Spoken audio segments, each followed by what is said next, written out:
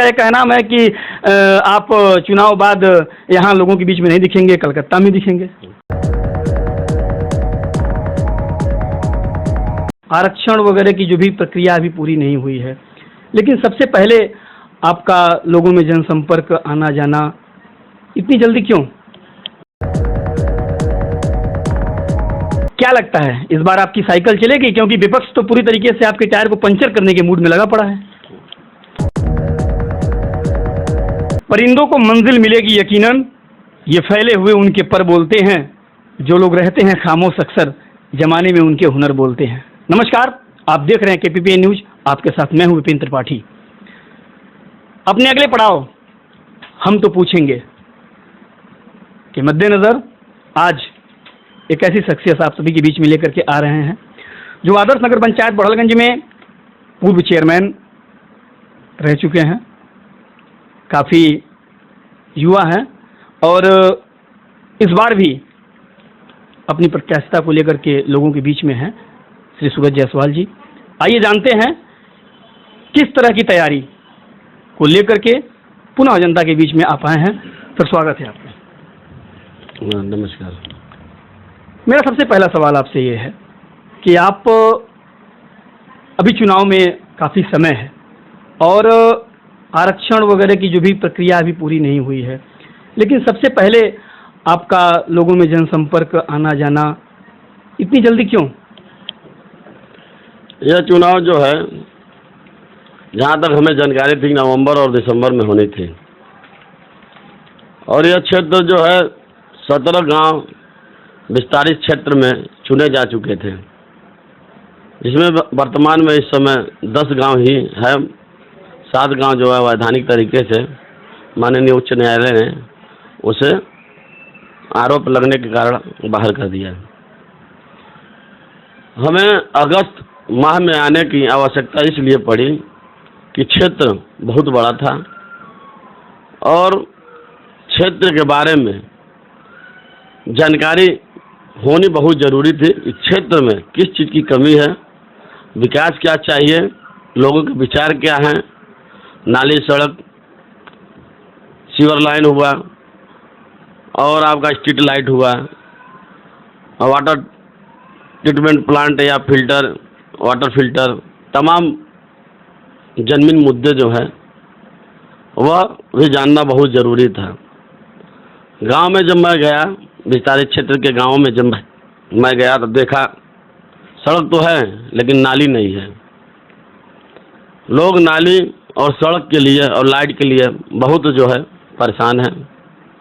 चारों तरफ कूड़ों के अंबार लगे हुए हैं, गड्ढे में लोग चलने के लिए विवश हैं, चलने के लिए सड़कें नहीं हैं जिससे वो अपने सही मंजिल तक, घर तक सही तरीके से पहुंच सकें।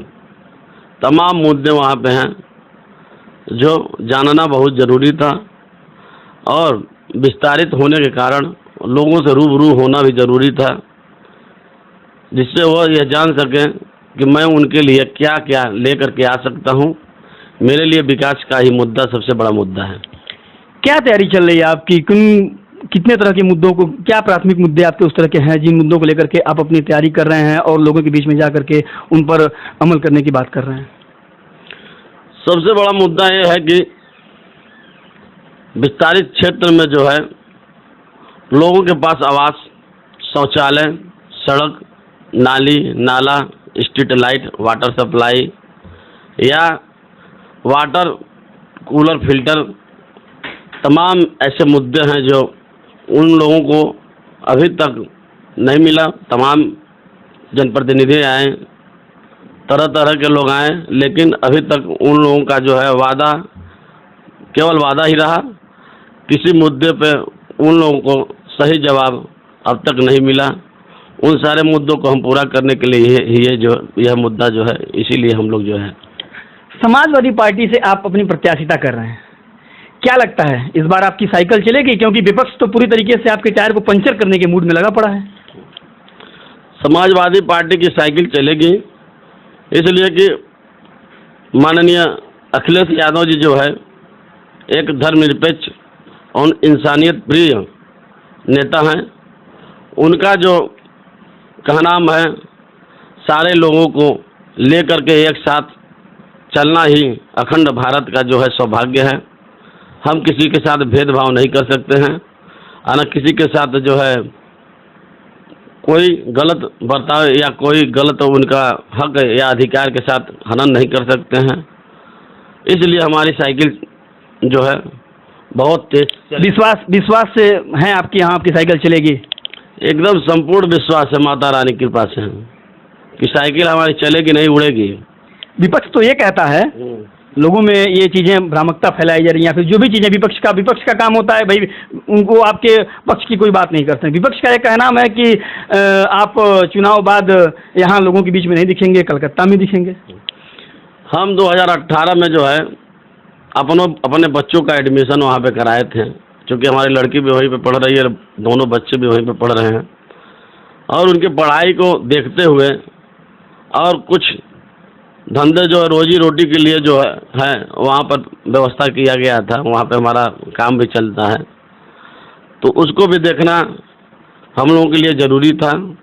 और हम जो है हर महीने में 20 दिन तो हम बड़हलगंज ही रहते हैं। तमाम भारत के विभिन्न गांवों में, जिलों में, नगरों में लोग रहते हैं जो देश विदेश जाते हैं कमाने के लिए, अपने घर वापस लौट करके आते हैं। जो लोग यह मुद्दा उठा रहे हैं उन्हें यह नहीं मालूम है कि हमारा पुश्तैनी घर भी यहाँ पर है और हम यहाँ के वोटर भी हैं, और मैं यहाँ से निर्वाचित चुनाव जो है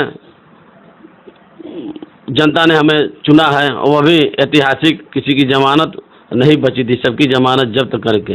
मैं उस प्रिय जनता को जो है छोड़ करके कहीं जाने वाला नहीं हूँ।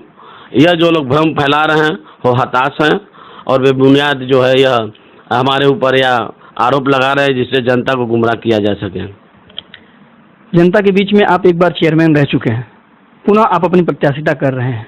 अगर आपके पास में सवाल यह आता है कि जनता आपको क्यों चुने, आपको तो एक बार चुनी है, आपने अपनी यहाँ पर 5 साल का कार्यकाल पूरा किया है, इस पर आप क्या कहेंगे?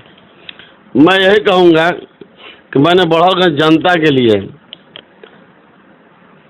राज्य से लेकर केंद्र सरकार तक, वह जिला अधिकारी से लेकर के जिला पंचायत तक, उनके लिए मैंने अथक परिश्रम, अथक मेहनत के से आवास 1400 कुछ आवास मैंने लाया, शौचालय लाया, 228 आवास फ्लैट लाया। विभिन्न वार्डों में लगभग किसी भी वार्ड में कोई गली नहीं बचा होगा जहां नाली और सड़क नहीं हुआ होगा। यहाँ तक कि जो विस्तारित क्षेत्र हमारे बड़हल टाउन एरिया से बाहर का आपका जो है बाछेपार, कल्याणपुर, भैसौली, जाईपारिया हुआ, उसको भी मैंने जो है विस्तारित करने की कोशिश किया, जबकि वह हमारे टाउन एरिया का सीमा अंतर्गत था। इसलिए मैंने किया कि कोई भी हमारे नगर का व्यक्ति या क्षेत्र का व्यक्ति जो अगर आता है, रात में उतरता है, तो उसको किसी प्रकार की असुविधा ना हो। मैंने लाइट 4 घंटा लाइट जो है जनरेटर से दिया जब लाइट की कटौती अथाह होती थी। मैंने जगह जगह 28 जगह वाटर फिल्टर लगवाया, जिससे किसी को भी क्षेत्र के चाहे नगर के किसी भी व्यक्ति को जो है पानी की भीषण गर्मी के मौसम में पानी की उनको असुविधा ना हो। जगह जगह शौचालय बनवाया जिससे किसी को असुविधा न हो। जगह जगह मूत्रालय बनवाया कि किसी को असुविधा न हो। मैंने 24 मूत्रालय महिला, 12 जो है पुरुष के लिए मंगवाया, जो मेरा कार्यकाल खत्म होने के कारण वो नहीं लग सका है। लेटा घाट से तुलादास वन के लिए मैंने जो है 4 करोड़ 77 लाख का पहला किस्त जो है मैंने नगर पंचायत बड़हलगंज को दिया, लेकिन उसी पैसे से केवल 7 लाख का एक धर्मशाला बना हुआ है, नाई समाज का धर्मशाला बना हुआ है। लक्ष्मी नारायण घाट का मैंने निर्माण कराया, तरकुलही घाट का मैंने निर्माण कराया। विभिन्न मंदिर, मस्जिद, कब्रस्तान या मुक्ति पथों, हर जगह मैंने जो है लाखों का जो है काम कराया। हमारे ऊपर जनता किसी प्रकार का संदेह नहीं कर सकती है। मैंने अगर हिंदू को जनरेटर दिया तो मुस्लिम समाज को भी मैंने जनरेटर दिया। मैंने पेंशन 3500 लोगों को जो है मैंने पेंशन दिया। तमाम मुद्दे हैं जो जनता जो जानती नहीं थी, जिन मुद्दों को, जिन विकास को हमारे उच्च नेताओं को करना चाहिए था, उसे मैंने अपने अथक परिश्रम और अथक प्रयास से जो है उसे ला करके अमली जामा पहनाने का कार्य किया है। मुझे पूरा भरोसा है कि जनता हमें हमारे विकास के नाम पर हमें वोट जरूर देगी। वो जानती है कि सूरज जायसवाल के अलावा विकास कोई कर नहीं सकता है। नगर में बहुत बड़ी एक समस्या बिजली के तारों की है। बिजली के तार इस कदर जाल बिछाए पड़े हुए हैं गलियों में कि अभी बात निकल करके आई थी कि अगर कोई मूर्ति विसर्जन होती है तो रात में लाइट काटनी पड़ जाती है। गर्मी का सीजन होता है तो लोग तड़प करके गर्मी में परेशान होते हैं। आपके यहाँ पर एक चौराहा है, दीनदयाल चौक नाम है, उस चौक में एक मूर्ति लगी पड़ी है दीनदयाल जी की, जो आज कई वर्षों से उस पर एक छतरी लगने तक का कार्य नहीं हो पाया है। एक बात निकल कर के आई कि एक अच्छा आयोजन स्थल का मतलब कि वो समझा जाए कि जगह है दीनदयाल चौक, जहाँ पर लोग अक्सर मंच लगाया करते हैं चीज़ों को कहने के लिए, अपनी बातों को रखने के लिए। लेकिन अगर किसी को वहाँ पर सोच की जरूरत पड़ती है तो वो एक लंबी दूरी तय करते हैं। ऐसा क्यों? इसका कोई अस्थायी समाधान क्यों नहीं हो पा रहा है कि बिजली के तारों का एक अस्थायी समाधान हो सके कि एक निश्चित रूप से आदमी तार लाइट न काटना पड़े और सारी व्यवस्थाएं सुदृढ़ तरीके से हो सकें?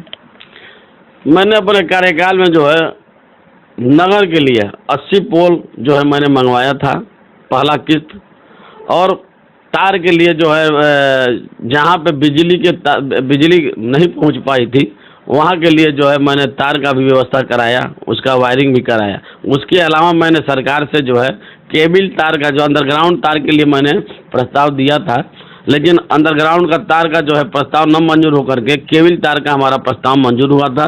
लेकिन अभी हमारा जो है यह काम चालू ही हुआ था, तब तक हमारा जुलाई 2021 को 2017 को जो 21 जुलाई 2017 को हमारा कार्यकाल खत्म हो गया। और वो केबल का तार कहाँ गया ये तो हमारे माननीय क्या कहा जाता है दुर्गा देवी जो है वर्तमान चेयरमैन वही बता सकती हैं कि वो केबल का तार है भी या कहीं। आपके कहने के हिसाब से कि आप प्रस्ताव भेजे थे और केबल आया था, लेकिन वर्तमान प्रतिनिधि ने उसे लगवाने का कार्य नहीं किया? बिल्कुल नहीं किया। वर्तमान चेयरमैन ने जब लेटा घाट का जब पैसा रहते हुए आज 5 साल हो गया, अब द्वेषपूर्ण उनका विचारधारा है या किन कारणों से उन्होंने आज तक निर्माण नहीं कराया है, ईंटा नहीं रखवाया घाट के लिए, ये तो वही बता पाएंगी कि आखिर उनका विचार। मैं उनसे ये बात पूछने का कार्य करूंगा कि पूर्व चेयरमैन ने मंगाया था और आप ऐसा क्यों नहीं किए? बिल्कुल बिल्कुल, आप पूछिए घाट क्यों नहीं आपने बनवाया जब घाट का पैसा पड़ा हुआ है। हाँ, अनुदान 83 कृतिका इंटरप्राइजेज चुन्नू सिंह जो है मऊ के ठेकेदार हैं, उनको यह ठेका मिला था। आप उनसे पूछिए कि आखिरकार क्यों नहीं हुआ। अभी कुछ दिन पहले एक मंच लगा था दीनदयाल चौक पर, उस मंच से एक आरोप आपके ऊपर आया। मैं बहुत गहराई तक नहीं जाऊंगा, लेकिन आप समझ रहे हैं वह आरोप क्यों आपके ऊपर लगा, ऐसा क्यों लगा? अब वो तो मान लीजिए हमारे गुरु भी हैं, अब वो कहाँ से बोलें, किसके कहने पे बोलें, मैं खुद बहुत आश्चर्य में हूँ, इसलिए कि वो बहुत बुद्धिजीवी हैं, हमारे नगर के एक स्तंभ हैं। मैं उनके ऊपर बहुत टिप्पणी नहीं करना चाहता हूँ, लेकिन स्पष्टीकरण अपना जरूर दूंगा। स्पष्टीकरण यह है कि वृद्ध विधवा विकलांग पेंशन का जो है जिन लोगों का चालू था वह वर्तमान समय में बंद है। अब वर्तमान समय में बंद है और वह चालू नहीं हो रहा था कि इसलिए नहीं चालू हो पा रहा था क्योंकि उन लोगों का KYC नहीं हो पा रहा था। मैंने जिला समाज कल्याण अधिकारी से जब बात किया तो उनसे मैंने रिक्वेस्ट किया कि KYC बैंक नहीं कर रहा है और न जन सेवा से हो रहा है, तो इसका मतलब जो है यह पैसा जो है चालू नहीं हो पाएगा। आप अगर बोलें, अगर आपके अंतर्गत नहीं हो पा रहा है तो आप कहें तो मैं मंडल आयुक्त से इस संबंध में बात करूं। उन्होंने कहा कि आपको मैं पूरा डाटा दे दे रहा हूं ब्लॉक का और नगर का, आप सारे बंद जितने बंद हैं सारे लोगों का आधार कार्ड, पासबुक का फोटोकॉपी, आधार कार्ड का फोटोकॉपी और मोबाइल नंबर आप ले लीजिए, मैं KYC करा करके उनका पैसा जो है जारी कर दूंगा। एक व्यक्ति यहीं पे पड़े हैं जिनका पैसा 3000 रुपया, तो 500 का हमारे ऊपर आरोप लगा, लेकिन 3000 रुपया जो है हर व्यक्ति का आया।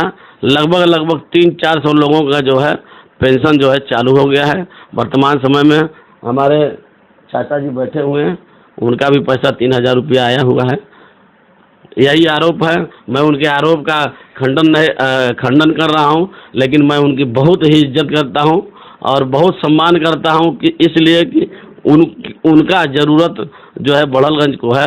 लेकिन मैं यही रिक्वेस्ट करूंगा कि कभी भी जो बोलें कहें तो कम से कम उसका सत्यापन जरूर कर लें।